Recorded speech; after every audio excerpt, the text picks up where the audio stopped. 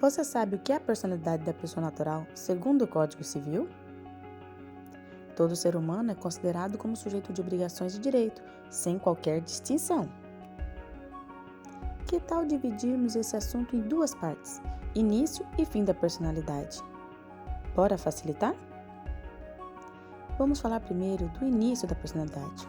A pessoa natural adquire a personalidade civil, aptidão para adquirir o direito e contrair obrigações, com o nascimento, porém nem sempre ela é plenamente capaz para realizar todos os atos da vida civil, como casar, comprar ou vender um imóvel.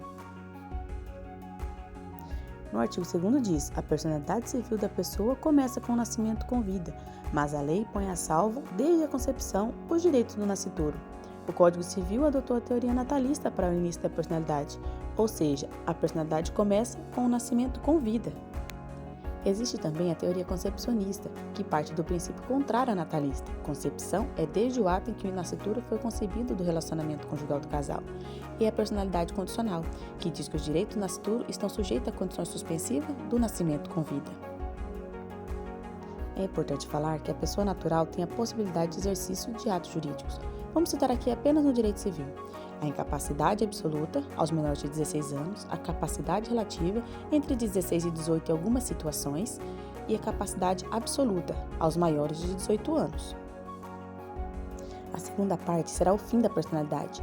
Ocorrerá em regra com a morte, porém, vejamos algumas hipóteses. A morte real pressupõe um corpo, a morte encefálica, por exemplo. Na morte civil, a pessoa viva é tratada como morta, regra não mais aplicada, apesar de existir alguns resquícios. A morte presumida é quando não há corpo, que pode ocorrer de duas formas, como decretação de ausência ou sem a decretação de ausência.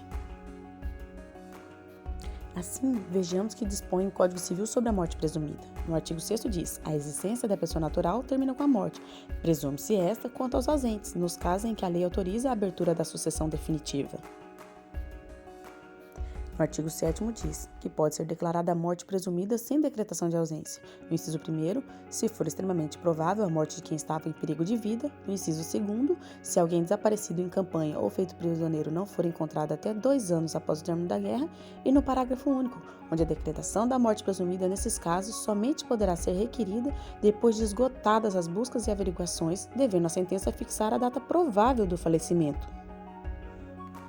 Chegamos ao final dessa pequena explanação sobre o início e fim da personalidade das pessoas naturais do Código Civil. Espero que tenham gostado.